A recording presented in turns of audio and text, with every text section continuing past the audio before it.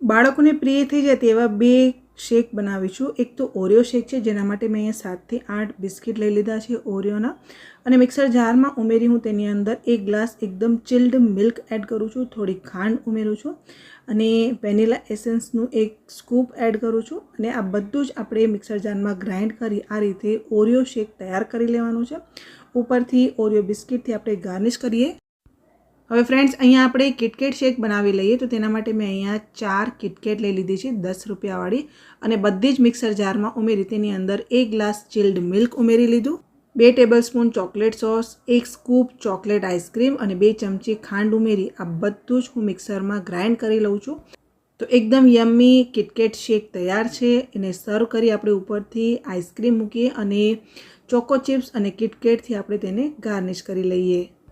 તો આ શેકની રેસીપી પસંદ આવી હોય તો લાઇક, શેર, કોમેન્ટ અને સબસ્ક્રાઈબ કરજો।